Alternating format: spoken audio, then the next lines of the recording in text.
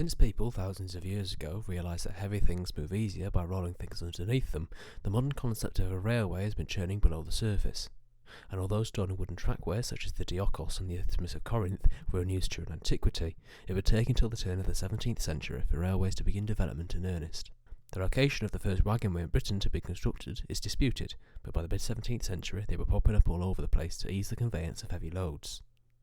By this time, the average wagonway was constructed of wooden planks and timbers upon which carts with flange wheels were pulled by horses. They were to stay like this, almost unchanged, for another century. With the advent of the Industrial Revolution in the 18th century, resources, both material and mental, became more plentiful. As such, by the end of the century, wagonways had begun to experiment with iron rails, first cast and flanged, then with flanges on the wheels of carts, and finally, in 1820, wrought iron rails, which are more ductile, corrosion-resistant, and less brittle, were introduced. Notably so on the Stockton Darlington Railway, which we'll get back to later on. First, though, we have to take a look at the late 18th century, where one Richard Trevithick had been experimenting with steam engines. By this point, stationary steam engines in various guises had been used in mines, typically for pumping water, for almost 90 years. But they were still not the most efficient. A steam within them would exist at approximately 1 atmosphere, not really increasing beyond. As such, a condenser was required to create the vacuum needed to pull the piston down. But in either 1797 or 1799, Trevithick, along with his associate Edward Bull, designed and constructed an engine that not only operated at pressures of multiple atmospheres, allowing for the elimination of the condenser, but it could also use a smaller cylinder.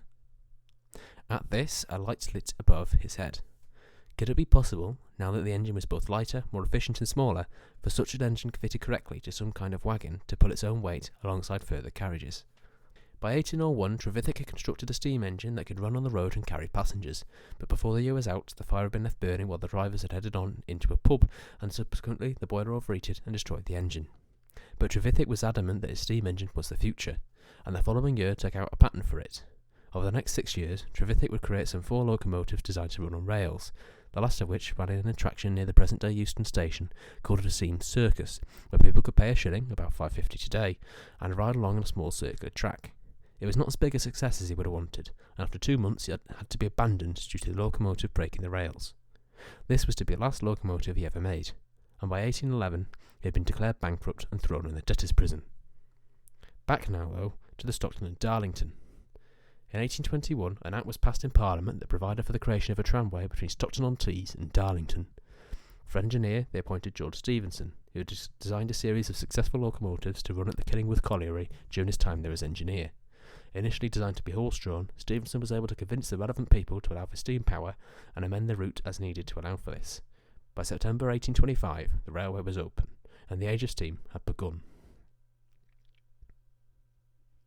And that's where this story ends for the moment. From this point on, Britain and the world would be shaped by and become reliant on the railways for travel, industry and war.